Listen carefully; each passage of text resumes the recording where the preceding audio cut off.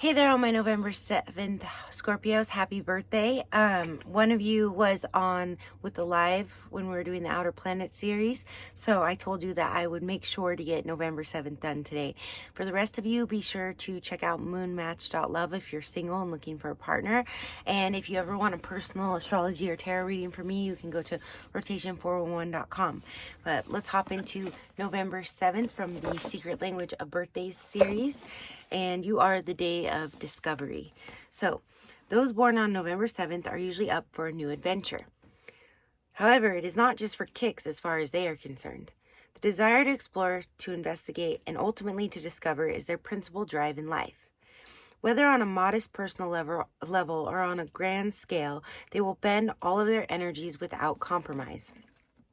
November 7th people are curious about everything around them, particularly when it comes to learning the techniques of their craft or occupation. They love to take things apart and put them back together again, to find out how they work, sometimes without having to receive instruction or read a book on the subject. In this respect, they are lifelong students, ever working to improve and ultimately to perfect what they do. But though November 7th people are open to experimentation and methods of trial and error, their standards can be very high. And they rarely give their full stamp of approval to an endeavor, whether their work or that of another, unless it has been done absolutely 100%. For this reason, they can be very difficult taskmasters. Those born on this day do like to have fun, however, and indeed can be entertaining and charming. Unfortunately, they can sometimes mislead others, whether intentionally or not, for they only give their true affections to a very few people. Woe to any who mistake November 7th friendliness as a come-on. Particularly women born on this day often draw indelible boundaries around themselves past which it is dangerous to venture. Heartbreakers, it is a risky matter to fall in love with them. Both men and women born on November 7th are capable of ruthlessness in emotional matters and of severing their feelings when threatened or challenged to a power game. Yet for those who approach them honestly and openly, they have little resistance, and in fact are quite gentle and affectionate. November 7th people are challenge-oriented. Therefore, they are liable to suffer when they get stuck in a regular job, a stagnant family life, or a redundant social routine. A large measure of their problems are self-created out of boredom and need for struggle. Those born on this day should therefore learn to set goals for themselves. Personal goals which will advance them mentally and spiritually, and have the discipline to work on them without admitting external distractions. Self-discovery, often ignored because of their outward direction in life, should occupy a greater part of their time after the age of 35. That's when the sun matures, I believe. The sun in Scorpio, for you. But the sun for everyone. One problem, however, is that November 7th people have a tendency to get lazy as they get older and dangerously complacent. The greatest peril in this respect is that their self-confidence may begin to sag, and then they will begin to have negative thoughts about themselves and their abilities. Thus, they may unconsciously become their own worst enemy.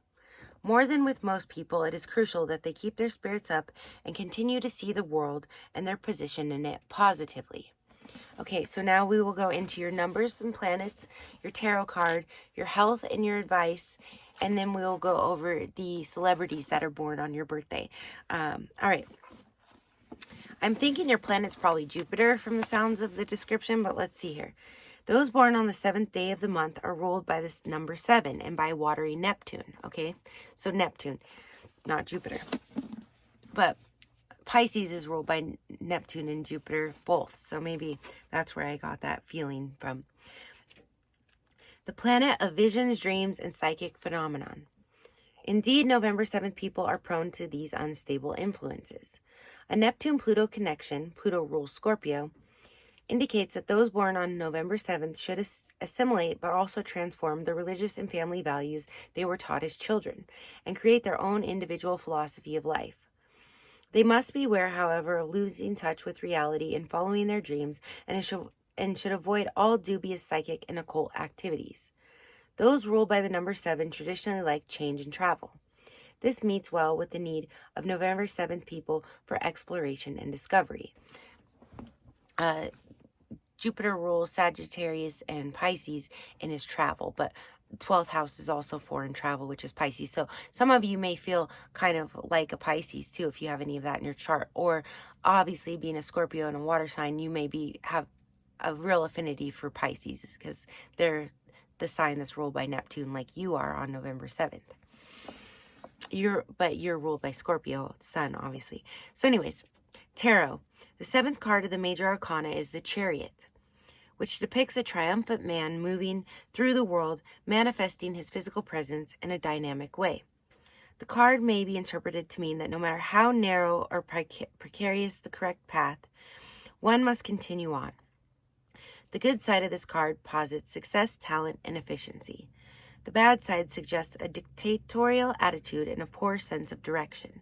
And that's Cancer's card generally in the tarot. So you probably, more than other Scorpios, but not most, I wouldn't say. More than a lot of Scorpios are, but, you know, water signs go together. Cancer, Pisces, Scorpio. But I would say you seem to be more connected to Cancer and Pisces than even the others. So if you have a lot of Cancer or Pisces in your chart, you have very powerful water energy. And it did say to be, you know, careful not to get too deep into occult or you know, abstract spirituality, but I definitely feel it could be tempting for a lot of you. Okay.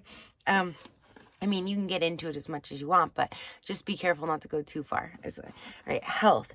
November 7th, people must beware of all ailments of the digestive, eliminative, and reproductive organs. Women born on this day should carefully monitor any ill effects of contraceptive devices or pills, like birth control. Men born on this day must pay attention to chronic urethral and prostate symptoms. November 7th, people have a great love for food and not uncommonly become excellent cooks, experts on wine and the like. Their curiosity prompts them to discover ever new culinary combinations, but they must take care to avoid weight problems and alcoholic addiction, particularly as they get older, because Neptune rules that. So most November 7th people enjoy sex and physical exercise as well, and generally do not have to be encouraged to get out and walk or bike. Your advice: think better of yourself. Don't allow yourself to vegetate. Set personal goals and pursue them actively. Avoid emotionally damaging situations and keep sexual impulses under control. And your meditation is predictive statements about oneself, so-called self-fulfilling prophecies, tend to in fact come true. So be careful what you say because it might come true. Or as they say, be careful what you wish for, right? Strengths. You're curious, you're adventuresome, and you're technical. Your weaknesses are restless, difficult, and hurtful. And people born on your day. Now, I do want to give you a heads up that this book came out quite some time ago, so you'll recognize a few of them, but a lot of them you won't, especially if you're a younger Scorpio, okay? But your sign is 14 to 16 degrees Scorpio approximately. You're the period of Scorpio week 2. So when I get around to recording that video in the near future, it's right now I'm recording this November 7th, 2024. So if you're watching it now, then it may not be out yet, but I will pin it in the description in the comments below. But if you're watching this like in 2026, it should be down there. So check it out. All right. And you're a fixed water sign. Okay. So born on this day, we have Marie Curie, who was a Polish 2 times Nobel winning physicist and chemist. The only person to win both, at least at the time of this book's publishing. She discovered radium and polonium with her husband, Pierre. And then we have James Cook. He was a British captain navigator, a South Sea explorer. He was slain by Sandwich Islanders at the age of 50. This is Dr. Curie. She was the one that discovered radium and polonium. Okay. Then we have Leon Trotsky, Russian revolutionary general, communist, assassinated in Mexico by Stalin agent. Then we have Albert Camus. He was a French Nobel Prize-winning existential essay philosopher. He wrote The Myth of Sisyphus. He was a playwright, a novelist, and he also wrote The Stranger. Then we have Konrad Lorenz, Austrian Nobel Prize-winning ethologist and animal behaviorist,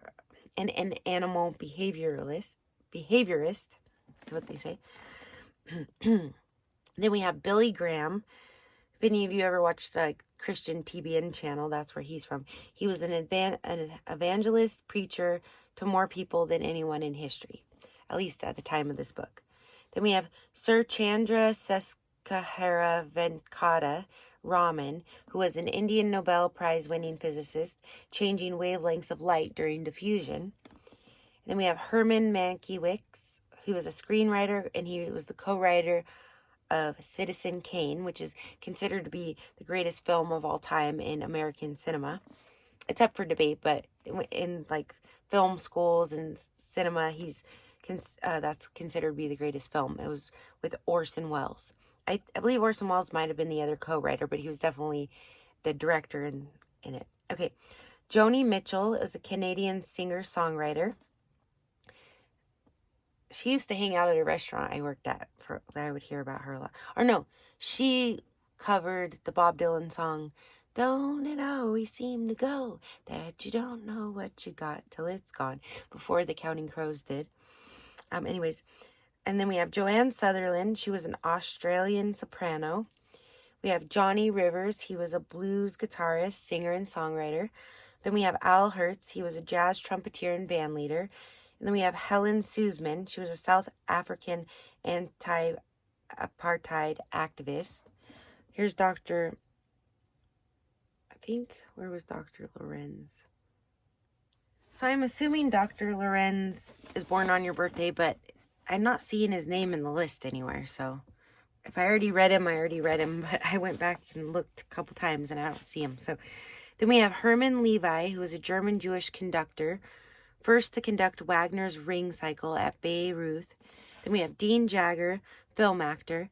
And then we have Audrey McLaughlin, Canadian New Democratic Party leader. Then we have Herbert Blomstedt, who is a Swedish conductor for the San Francisco Symphony. And we have Jim Catt, who is a baseball pitcher, outstanding for hitting and fielding. And then we have Joe Niekro, who is a baseball knuckleballing pitcher. And that's pretty cool, knuckleballing. I had a friend who was a left-handed knuckleballing pitcher for a minor league team. So then we have Joe Bushkin, who was a jazz pianist trumpeter. And this concludes the November 7th birthday video. Thank you if you checked it out. And check out the Secret Language of Birthdays playlist if you want to find other birthdays. I haven't done them all, but we're getting there, day by day, year by year. And again, check out moonmatch.love if you're single and you want to find a good astrological match. You can use coupon code rotation411 to get 10% off. All right, I'm sending you lots of love and light.